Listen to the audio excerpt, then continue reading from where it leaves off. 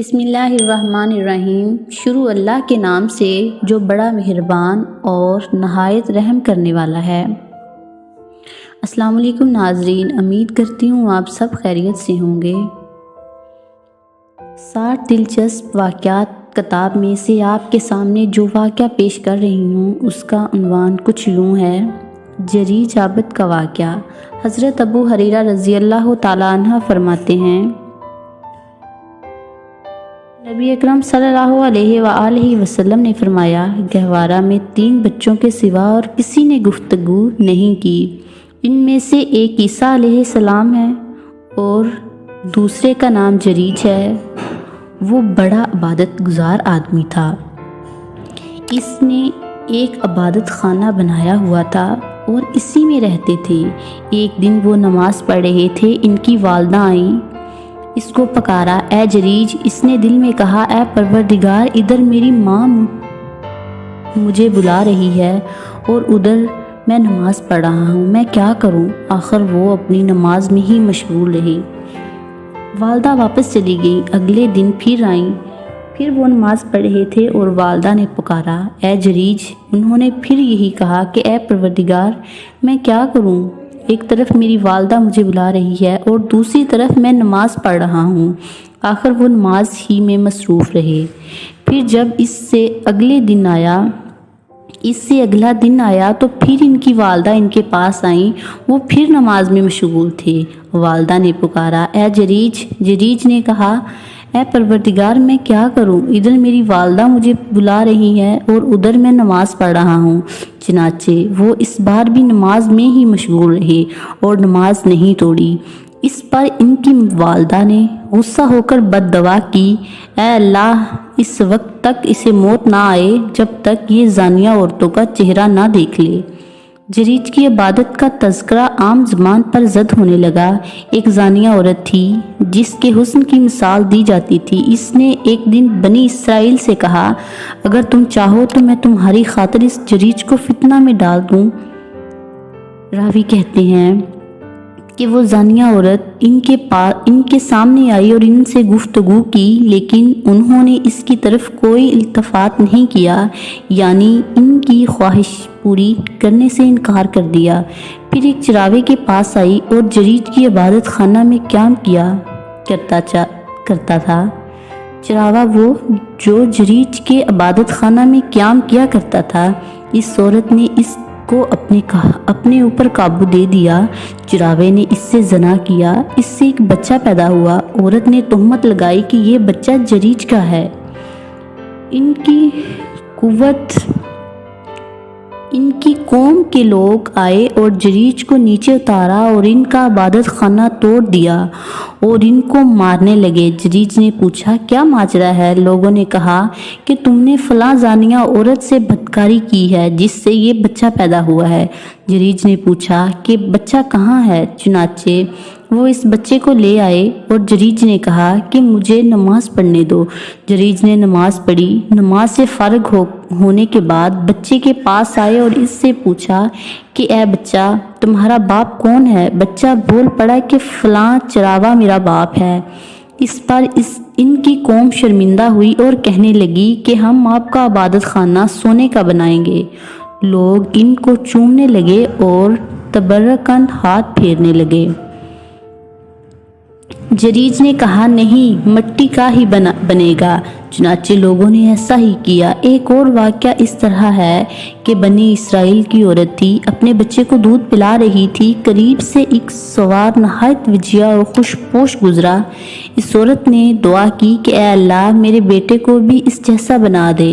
بچہ نے ماں کی چھاتی کو چھوڑا اور ماں کی طرف متوجہ ہو کر بولا کہ اے اللہ، مجھے اس جیسا نہ بنانا۔ پھر اس کے سینے سے لگ کر دودھ پینے لگا۔ ابو ہریرہ فرماتے ہیں کہ جیسے میں اس وقت بھی دیکھ رہا ہوں کہ نبی کریم صلی اللہ علیہ وآلہ وسلم اپنی انگلی چوس رہے ہیں بچے کا دودھ پینے کی کیفیت بیان کرتے وقت۔ پھر ایک باندی اس کے قریب سے گزری جس سے لوگ मार मार कर ले जा रहे थे और कह रहे थे तूने ज़ना किया है, तूने चोरी की है। वो कह रही थी कि हस्बी अल्लाह व निअमल वकीला। इसे देखकर इस औरत ने दुआ की कि ऐ अल्लाह मेरे बेटे को इस जैसा ना बनाना। बच्चा फौरन दूध छोड़ा और माँ की तरफ देख कर कहा, ऐ अल्लाह मुझे इस जैसा बना दे। फिर दोनों की बाहम गुफ्तगू हुई। औरत ने कहा, एक खुश लिबास और वजिया आदमी गुजरे। मैंने कहा कि ऐ अल्लाह मेरे बच्चे को इस जैसा बना दे, मगर तुमने कहा ऐ अल्लाह मुझे इस जैसा ना बनाना। फिर इस बांदी को करीब से लोग ले जा रहे थे जिसको वो मार रहे थे। वो कह रहे थे कि तू जानिया है, तूने चोरी की है। मैंने दुआ की कि ऐ अल्लाह मेरे बेटे को इस जैसा बनाना, तो तुमने कहा ऐ अल्लाह मुझे इस जैसा बना दे, जबकि मैंने दुआ की थी कि मेरे बेटे को इस जैसा ना बनाना।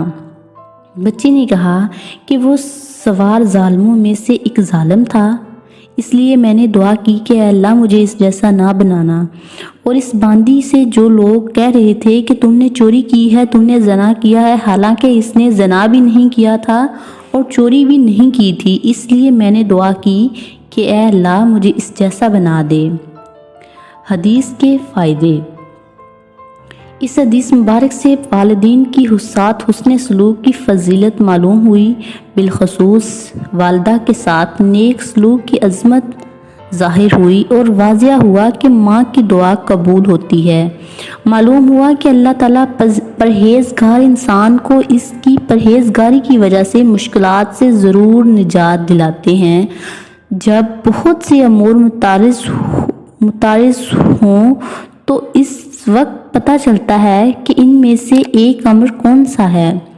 जब अपनी किसी हाजत या परेशानी के लिए दुआ करनी हो तो पहले वज़ू करके नमाज पढ़ना मुस्तहब है। मालूम हुआ कि वज़ू का हुक्म साबिक़ शरीयत में भी था। औलिया कराम की करामात का इसबात हुआ। नेज़ ये कि इन करामात का ज़हूर इनकी ख्वाहिश और तलब के मुताबिक भी हो जाता है। अगर अपने किसी मुतैत आदमी से अदब के ख़िलाफ़ कोई काम सरजद हो तो इसके साथ रफ़ीक और सलूक वाला मामला करना चाहिए। जो शख्स अल्लाह के साथ मुखलिस हो, कोई फितना या फसाद इसको नुकसान नहीं पहुंचाता। अगर अपने अंदर कुव्वत पाए तो ज़्यादा इबादत और रियाजत करने में कोई मज़ायका नहीं है। ज़ना का मरकब को कभी इज़्ज़त पायदार नहीं होती, हासिल नहीं होती। जब अहम अमूर दरपेश हों और खौफ व ख़तर का आलम हो तो नमाज के ज़रिए अल्लाह ताला की तरफ मतवज्जा हो जाना चाहिए।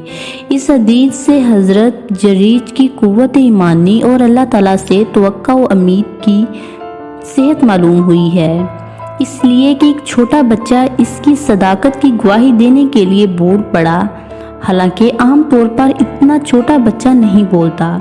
तकब्बर, खुद पसंदी की मजम्मत के साथ जाबर और जालिम लोगों की बड़ाई मालूम होती है। मालूम हुआ कि मजलूम आदमी का अल्लाह के यहाँ मकाम व मर्तबा है। अगर ये बात ना होती तो वो शेर ख्वार बच्चा कभी ये दुआ करता या करना पसंद ना करता कि अल्लाह ताला इसको इस बांदी जैसा बना दे। साबित हुआ कि अगर वालिदैन में से कोई शरई मकसद के लिए बुलाए तो नफल नमाज तोड़ देना जायज़ है। दलील और बुरहान के बगैर किसी तोहमत या इल्ज़ाम की तस्दीक नहीं करनी चाहिए। उम्मीद करती हूँ आपको ये वीडियो पसंद आई होगी। सांसों ने वफा की तो अगली बार एक और वीडियो लेकर आपकी खिदमत में हाज़िर होंगे। अल्लाह पाक आपका हाफिज़ व नासिर हो। हंसते रहिए, मुस्कुराते रहिए, दुआओं में याद रखिए। तब तक के लिए अल्लाह हाफिज़।